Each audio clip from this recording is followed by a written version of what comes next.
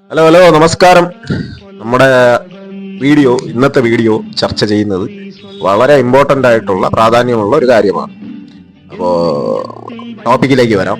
നമ്മളൊരു നിയമനിർമ്മാണം നടത്താൻ വേണ്ടിയിട്ടാണ് ഒരു എം എൽ എ എന്ന് പറയുമ്പോൾ മെമ്പർ ഓഫ് ലെജിസ്ലേറ്റീവ് അസംബ്ലി. അദ്ദേഹം ഒരു നിയമസഭാ സാമാജികനാണ്. അദ്ദേഹം ഒരു ലോ മേക്കറാണ് ബേസിക്കലി. അതായത് ആ കോൺസ്റ്റിറ്റ്യുവൻസിയിലെ കല്യാണത്തിനും പാലുകാച്ചലിനും നൂലുകെട്ടിനും മാത്രമല്ല പങ്കെടുക്കേണ്ടത്. ആ പർട്ടിക്കുലർ കോൺസ്റ്റിറ്റ്യുവൻസിയുടെ 5 കാര്യങ്ങളിൽ കൃത്യമായും അവരുടെ ഇൻവോൾവ്മെന്റ് ഉണ്ടോ എന്ന് നമ്മൾ ചെക്ക് ചെയ്യണം. ചെക്ക് ചെയ്ത് മാത്രം വേണം അടുത്ത ഇലക്ഷന് നമ്മൾ വോട്ട് ചെയ്യാനുള്ളത്. ഓക്കെ, ഈ 5 കാര്യങ്ങൾ നിങ്ങൾ നോക്കുക. ഞാൻ ജമനിയിലൊക്കെ നോക്കി സ്ക്രിപ്റ്റ് ഒക്കെ എഴുതി പഠിച്ചു വെച്ചിരിക്കുന്ന കാര്യം, അപ്പൊ ഞാൻ നോക്കി തന്നെ വായിക്കാം. ലെജിസ്ലേറ്റീവ് ഡ്യൂട്ടീസ്, നിയമനിർമ്മാണം. ആദ്യം ഞാൻ പറഞ്ഞ കാര്യം, ഫ്രെയിമിംഗ് ലോസ്, സംസ്ഥാനത്തിന് ആവശ്യമായ പുതിയ നിയമങ്ങൾ നിർമ്മിക്കുന്നതിലും നിലവിലുള്ളതിൽ ഭേദഗതി വരുത്തുന്നതിലും പങ്കാളിയാവുക. ഒന്നാമത്തെ കാര്യം, നമ്മുടെ MLA ആവുന്നുണ്ടോ എന്ന് നോക്കുക. ഓക്കെ, അടുത്തത് നിയമസഭയിൽ അവതരിപ്പിക്കുന്ന വിവിധ ബില്ലുകൾക്ക് മേൽ ചർച്ചകളിലും പങ്കെടുക്കുകയും വോട്ട് രേഖപ്പെടുത്തുകയും ചെയ്യുക. ഏതൊക്കെ ബില്ല് എപ്പോഴൊക്കെ ഫ്ലോർ ടൈം യൂസ് ചെയ്യുന്ന സമയത്ത് നമ്മുടെ MLA ചാടിക്കേറി കാര്യങ്ങൾ പറയുന്നുണ്ട്. ചാടിക്കേറി എന്നല്ല, അദ്ദേഹം എത്രത്തോളം അതിൽ ഇൻവോൾവ് ആവുന്നുണ്ട് എന്ന് നമ്മൾ ചെക്ക് ചെയ്യുക. അടുത്തത് രണ്ടാമത്തെ കാര്യം, മണ്ഡലത്തിന്റെ വികസനം, ഡെവലപ്മെന്റ് ഓഫ് ദ കോൺസ്റ്റിറ്റ്യുവൻസി. ആസ്തി വികസന ഫണ്ട്, അതായത് എല്ലാ MLA മാർക്കും അസറ്റ് ഡെവലപ്മെന്റ് ഫണ്ട് ഉണ്ട്. ഓരോ വർഷവും മണ്ഡലത്തിന്റെ വികസന പ്രവർത്തനങ്ങൾക്കായി അനുവദിക്കുന്ന MLA fund, asset development fund കൃത്യമായി വിനിയോഗിക്കുക. സ്കൂളുകൾ,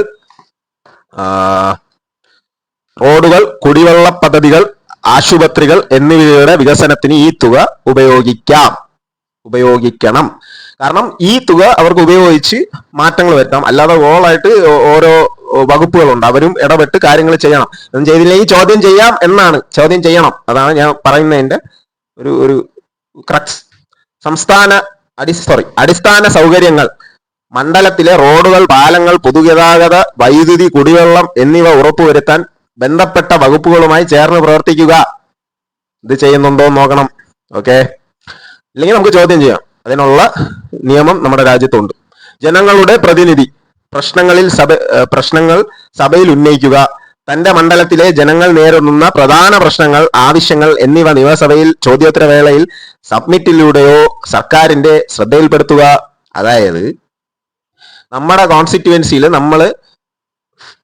ഓരോ ജനങ്ങളും പ്രധാനമായി നേരിടുന്ന പ്രശ്നങ്ങൾക്ക് ഒരു ഉത്തരം ഉണ്ടാക്കി തരിക എന്നുള്ളത് അവിടുത്തെ ഒരു MLAയുടെ റെസ്പോൺസിബിലിറ്റി. അയാൾ ശമ്പളം വാങ്ങുന്നത് വോട്ട് ചെയ്ത് നമ്മൾ വിട്ടതും അയാൾ ഇത് ചെയ്യുന്നുണ്ടോ എന്ന് നോക്കേണ്ടതും നമ്മുടെ ഉത്തരവാദിത്തമാണ്. ഓക്കെ, അടുത്തത് ജനസമ്പർക്കം. മണ്ഡലത്തിലെ ജനങ്ങളുമായി നിരന്തരം സമ്പർക്കം പുലർത്തുകയും അവരുടെ പരാതി കേൾക്കാനും പരിഹരിക്കാനും ഓഫീസ് സംവിധാനം ഒരുക്കുക. മനസ്സിലായോ? അതായത് ഈ ജനസമ്പർക്കം എന്ന് പറയുന്നത് നമ്മൾ ഓരോ MLAസും അത് ചെയ്യേണ്ടതാണ്. അദ്ദേഹത്തിന്റെ കോൺസ്റ്റിറ്റ്യുവൻസിയിൽ അദ്ദേഹം ഈ ജനങ്ങളുമായി ബന്ധപ്പെട്ട എല്ലാ കാര്യങ്ങളും, ജനങ്ങൾക്ക് ഏത് സമയത്തും പോയി മുട്ടാൻ പറ്റുന്ന വാതിലുകളാവണം ഓരോ MLAയുടെയും ഓഫീസ്. അതാണ് അതിന്റെ ഒരു അടിസ്ഥാനപരമായ കാര്യം. അടുത്തത് സാമ്പത്തിക ചുമതലകൾ. ഓക്കെ, സാമ്പത്തിക ചുമതലകൾ. ബഡ്ജറ്റ് ചർച്ചകൾ, സംസ്ഥാന സർക്കാരിന്റെ വാർഷിക ബഡ്ജറ്റ് ചർച്ചകളിൽ പങ്കെടുക്കുകയും മണ്ഡലത്തിന് ആവശ്യമായ തുക വിലയിരുത്തുവാനും ആവശ്യപ്പെടുകയും ചെയ്യുക.